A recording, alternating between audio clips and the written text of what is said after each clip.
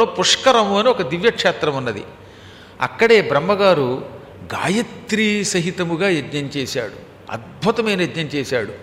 బ్రహ్మ చేతిలో ఉన్న తామర పువ్వు నేల మీద పడి ఒక సరస్సు ఏర్పడింది. పుష్కరము అంటే తామర పువ్వు. పుష్కరము వల్ల ఏర్పడింది కనుక ఆ సరస్సునకు పుష్కర తీర్థము అని పేరు వచ్చింది. అక్కడ మాత్రమే బ్రహ్మగారికి అరుదైన గుడి ఉంటుంది.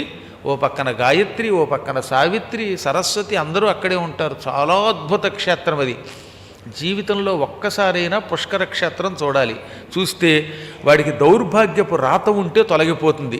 అందుకే పూర్వకాలంలో ఎక్కువ మంది ఆ క్షేత్రానికి వెళ్ళి ఒక రాత్రి నిద్రించి ఆ మరునాడు మళ్ళీ బ్రహ్మగారి గుడికి వెళ్ళి నమస్కారం చేసేవారు.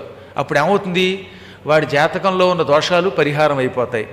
ఒకటి జాతకం ప్రకారం ఇంక జీవితంలో పెళ్లి యోగం లేదనుకోండి, వాడికి జాతకంలో అందరూ చూసామని చెప్పారు, నీ జాతక చక్రం ప్రకారం నీ జీవితంలో నీకు పెళ్లి యోగం లేదు అన్నారు అనుకుందాం.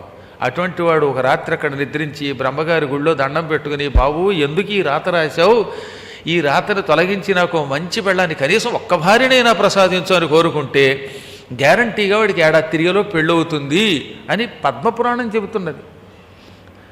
అలాగే స్త్రీలకు పెళ్లి కాకపోతే వాళ్ళు మొక్కుకుంటే వాళ్ళకి వివాహం అవుతుంది. ఈ పెళ్ళిళ్ళే కాదు, ఇంకా రకరకాలైన కోరికలు అక్కడున్న క్షేత్రం తీరుస్తుంది. కాకపోతే ఒక్క రాత్రి నిద్రించాక మళ్ళీ మరునాడు ఉదయం స్వామివారి దర్శనం చేసుకోవాలి. ఒక్కొక్కడు ఏ రంగంలో అడుగుపెట్టినా వాడి బతుకు అధోగతే.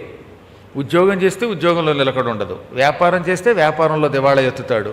వాడు ఎక్కడ పాదం పెడితే అక్కడ అంతా సర్వనాశనమే అనుకుందాం. అటువంటి దౌర్భాగ్య స్థితిలో ఉన్నవాడు ఈ పుష్కర క్షేత్రమునకు వెళ్ళి ఒక్క రాత్రి నిద్రించి మరునాడు ఉదయం బ్రహ్మదేవుణ్ణి సావిత్రిని భక్తి శ్రద్ధలతో చూచి దర్శించి నమస్కరించుకుని నాకు మంచి రాత రాయమని కోరుకుంటే ఏడాది తిరిగేలోపు వాడి సమస్త దౌర్భాగ్యాలు తొలగిపోతాయి. అందుకనే ఆ క్షేత్రానికి తమ రాత మార్చుకోవడానికి వెళ్ళేవారు పూర్వం. నేను చాలామందిని చూశాను అలాంటి వాడిని. నేను చెప్పేవి కొన్ని విచిత్రంగా అనిపించినా మీకు ప్రాక్టికల్గా పెడితే దానికి తగిన ఫలితం లభించినప్పుడు ఆనందం కలుగుతుంది.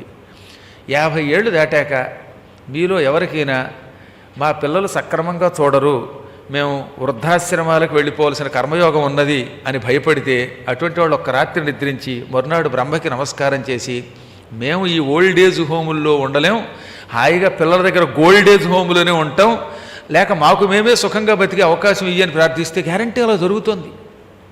అంత గొప్ప క్షేత్రం ఇది పుష్కర క్షేత్రం అన్నమాట.